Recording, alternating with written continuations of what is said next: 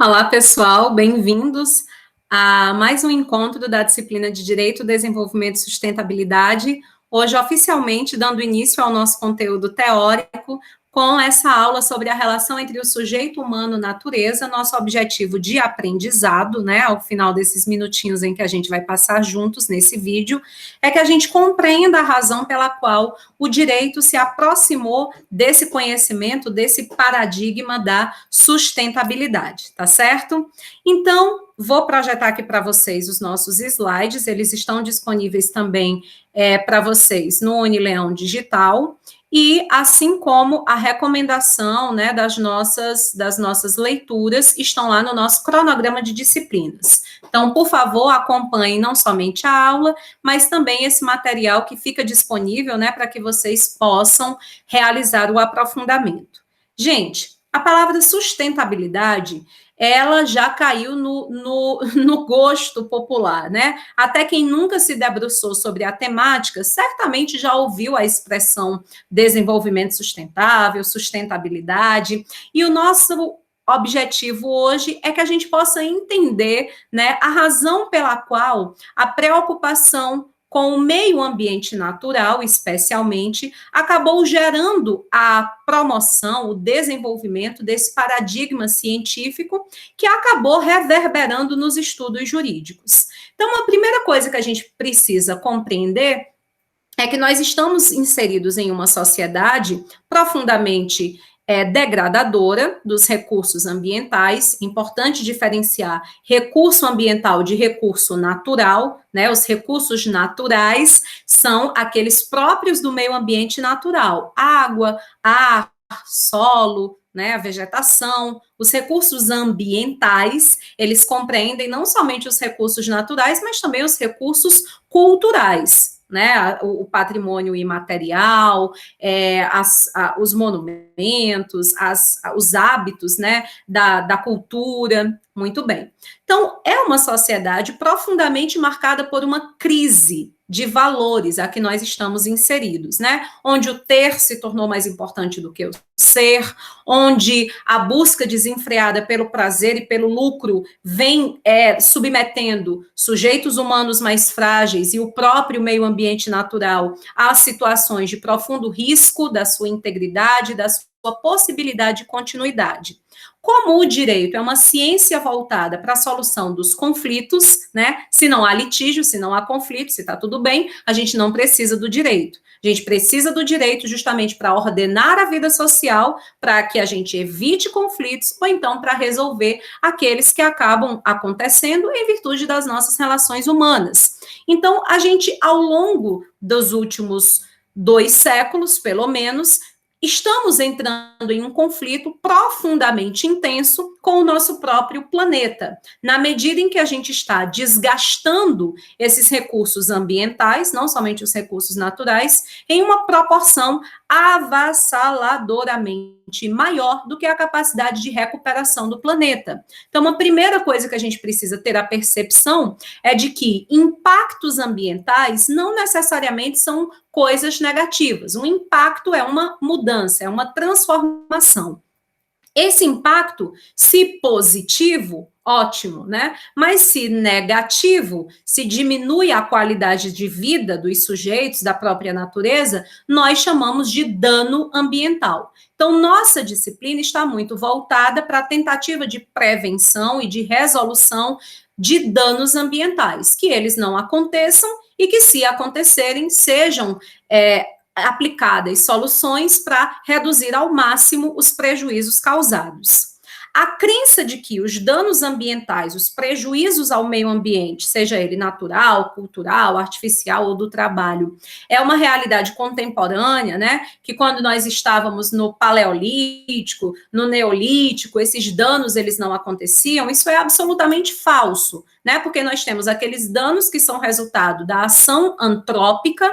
A ação antrópica é a ação humana, então o sujeito humano acaba gerando algum tipo de dano, e isso acontece desde que se tem os registros mais longínquos da antropologia, da história, e se dá também por razões alheias à vontade humana. Um tsunami, por exemplo, não vai ser algo que possa ser diretamente provocado pelo sujeito humano.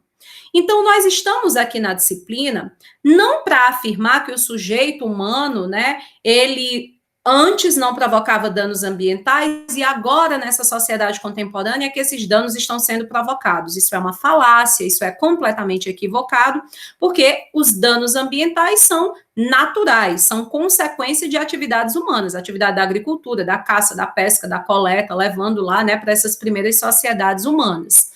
O qual é, então, o grande problema, Francilda, que está fazendo com que todo mundo acabe se voltando, em alguma medida, para essa preocupação com a sustentabilidade?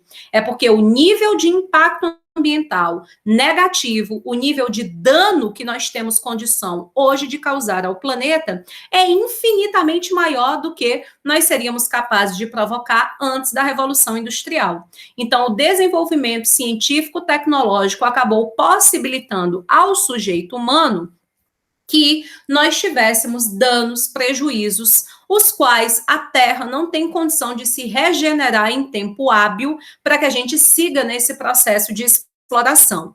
Então, a ideia de sustentabilidade, ela vai se afastar, ela vai ser diametralmente oposta a esses conceitos aqui, né, de progresso, de crescimento, né? Toda riqueza vai gerar crescimento, desenvolvimento, a ciência é naturalmente boa, a gente tem que defender a ciência, porque a ciência leva o progresso, a ciência é que vai fazer melhorar a nossa qualidade de vida. Nós precisamos ter um olhar crítico e analítico para perceber que a ciência, ela é fruto de uma atividade humana e que os sujeitos humanos nem sempre serão éticos e de que nós corremos sério risco de que o conhecimento científico, ao invés de servir para nos trazer boas soluções, como a gente está vivenciando agora, né, no caso das vacinas, da proteção da saúde humana em meio a uma pandemia, pode ser a mesma ciência que venha a produzir uma bomba, uma arma química, uma arma nuclear, que simplesmente dizime milhares, milhões de pessoas sem que elas tenham qualquer chance de defesa. Então, a sustentabilidade vai propor ao conhecimento científico essa preocupação ética, né, de cuidado, de colocar a dignidade do sujeito humano sempre no centro de toda a produção acadêmica.